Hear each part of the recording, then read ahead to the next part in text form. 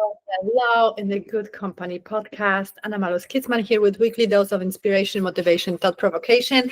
Sometimes I have interesting guests, all with intention to expand, have more fulfilling, more aligned life. I bring people who do interesting things, change the world for better in different capacities. I believe so. Upcoming people, and sometimes it's just me. It's a solo in the best company, as I like to say. As I learned through the last few years, our own company is our best company, sometimes, most of the time.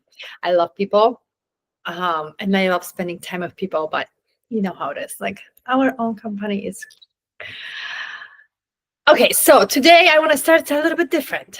I want to start today with a practice that I'm using for the last several weeks, and like it really helps me calm my nervous system down, really start and level up day from a different perspective.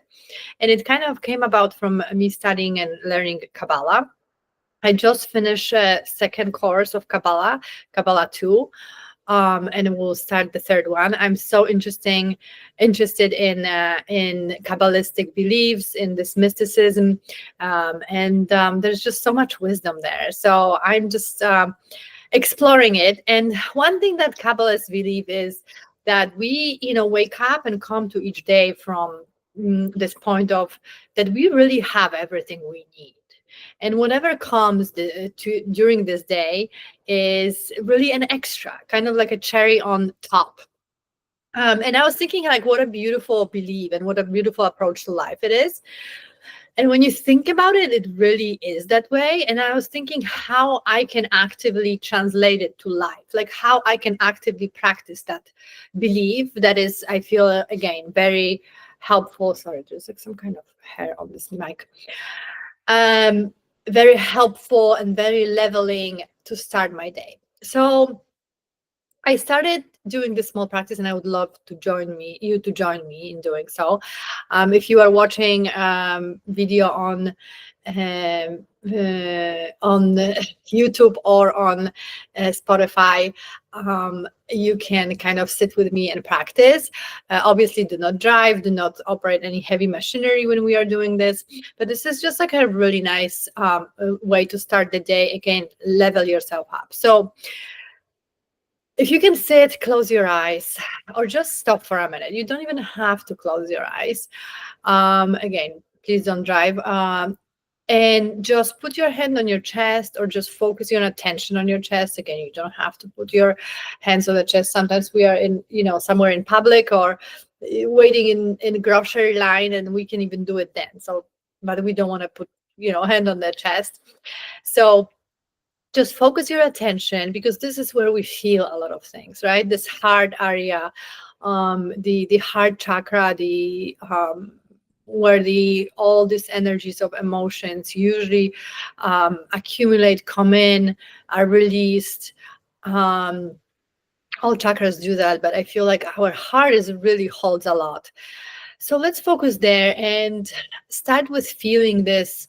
Let's start with feeling peace. Like, when you think about it, there is so much stuff going on in the world and whatnot. But when you feel in this moment, that's why, a lot of people are saying this power of now, of moment now. When you feel in this moment, feel this peace you feel within you, this peace in your body, this peace around you. Even if there are noises around you or things that are moving around you, it's still, you can tap in and feel this feeling of peace. So try to, breathe deeply and feel this peace within you and around you in this moment now. And then let's move on to feeling safe. So again, you can close your eyes, you don't have to, and just tap into this feeling of safety. You're safe in your body, you're safe in wherever you are protected, you're always safe and protected, and especially in your temple that is your body, you always feel that safety, and tap in and feel it, especially now in this moment now. Now let's move to your wisdom and genius. You are a genius machine. Think about all these details of your body that are working together as a beautiful genius system to, provide all the functions in your life, even speaking, even sitting, even watching this. It's just, you are just such a beautiful genius machine. So tap into this feeling of you now really connected to genius of your body and genius of you. What a great feeling, isn't it? Let's tap into abundance and richness. I know we have bills to pay and we always want more, but when you are in this moment now, do you need anything? I'm pretty sure you don't. You can start listing things, how rich you are. From your apartment, even if you are renting it, it's still yours for all this time you are renting it. Your car, your friends, your family. Look outside of the richness of nature, the air, the water, unlimited access we have to it. So much abundance there is already around us, so much richness. We are so rich. So tap into this richness of you, of your life, and list whatever feels rich. From smallest thing, my garden, I plant a garden, I'm so rich. We are going to have hopefully some good veggies and herbs and fruits. Oh my God, so much richness, so much beauty of nature outside, such a richness and abundance.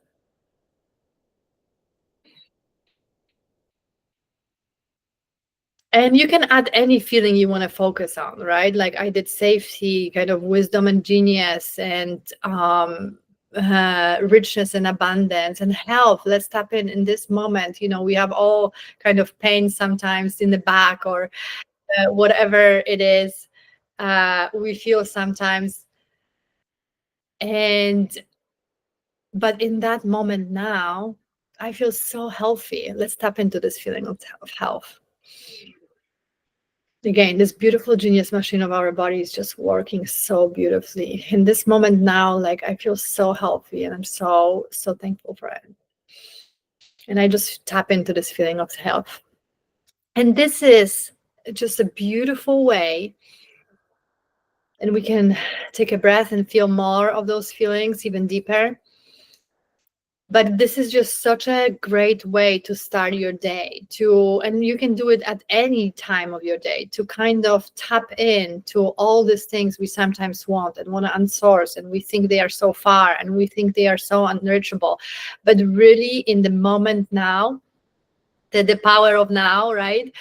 In the moment now, when you focus like safety, power, wisdom, richness, genius, like it's all within us, and in when we focus on it, we can feel it. And connecting to these feelings, I think it's just so important. Levels you up for a day from a different perspective, just like Kabbalists say, right? Like you have everything, and now you go to a day and and you feel loved. Oh my God, I forgot. How can I forget? I constantly tap of love, as this is one of my major wound, unlovable. Happen to like how lovely you are, even about yourself. Like you can definitely list some people that love you around around you, from family and friends, and connecting to that, and feeling not alone, for example.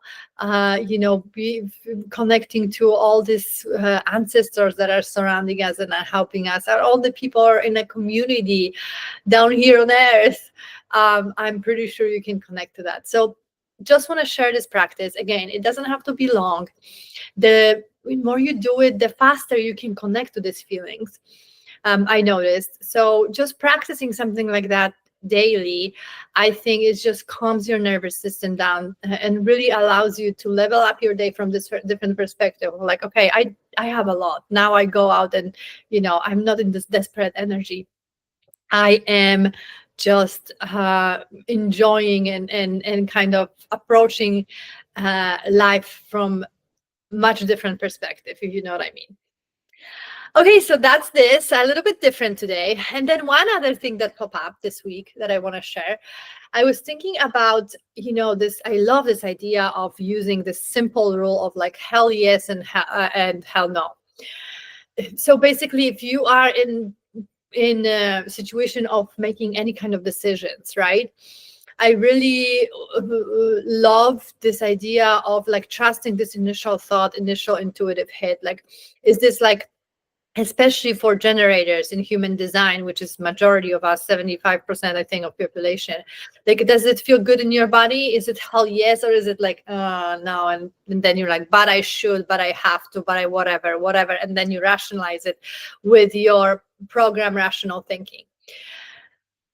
I love this idea. So I really try to tap into this like feeling in my body. Like, does it feel like hell yes or no? But lately I had this situation with this previous podcast episode about ayahuasca. And it was really interesting. And I want to mention it because literally when I woke up from the ceremony, and you can listen to that episode, it's really literally the one before. I was like, wow, this was intense. This was really pretty insane. This was a little crazy, but this message is so deep, beautiful, simple, that I need to, and I definitely need to share it. I wasn't planning to share it, but I was like, I need to share it. And I was like, oh, good. And it really felt good in my body. But then I came home and I was like, oh my God. But what are going to people say? What are they going to say that I'm doing like ayahuasca yet again for a third time? What they are going to say that I'm saying these crazy things? What they are going to say, like how they are going to react to this message? Like they're probably going to think that I totally lost my marbles, or that I like, went to the woo-woo side and never coming back. And they are going to judge me, and they are going to turn on me, and they are going to think, not trust me, or they're going to think that I am like this big guru, and I'm thinking that I'm this big guru who is channeling messages, and they are going to think I'm full of it, and all this flood came in, and I was like, hold on, like this old program that I was running. And this is not true. This is this is just fear. This is coming from fear. This is coming from lack. This is coming from not trusting myself. This is coming from all things that are not something that I want to engage or bring to the surface anymore. My initial feeling of, wow, my heart is so open. This was very intense, very incredible, very sacred experience with like a very broad message that I ask for, and I want to share it. And whoever resonate with it and understand it, how important is this message of we need to work on ourselves, we need to heal, we need to dig deep and take out our darkness and take out our pains and ramble with them and clean them up as much as possible. It never is going to be perfect. Trust me. I am digging into me and healing myself for years now. And I still have scars, but they are scars, not open bleeding wounds that are, messing up with my current life as I am here now. So when we all do that, their life and their world around us will improve, because what currently is happening is all mirroring our inside, our pain, our power struggles, our anger and fear of having and wanting money. That's all is expressed in every single thing that is happening around us. And that was the message from the ayahuasca. In short, so you don't have to watch the other episode. I'm just kidding. But I was thinking like, oh my God, my initial yes was so pure, so calm, so gentle, and so like, yes, I want to tell you this because I wanted you to know. And then this flood came in of like, God, I'm going to be judged. God, people are going to think that I'm like a guru shaman now or something. No, I'm not. And I just had to stop myself on being like, no, this whole garbage stays there. I'm going to share it. Whoever going to receive it will receive it. And that's okay. Who's not is not. And that's okay too. So trust this hell yes, hell no, this initial feeling in your body, this initial intentions that are pure, that are clear. And, when this rational and societal programmed thinking comes in, stop for a minute and tap in back to your intuitive, pure thinking, because sometimes we can talk ourselves. That's my point. We can sometimes talk ourselves out of from hell yes, and put ourselves in hell no, because we fall into like old patterns, or societal programs. So that's just like a small reminder that came up this week. And I hope you enjoy a little practice, like a Kabbalistic action practice, and this little reminder. So hell yes, I love to do those podcasts. And until the next time, love and light, and slightly bit of shadow.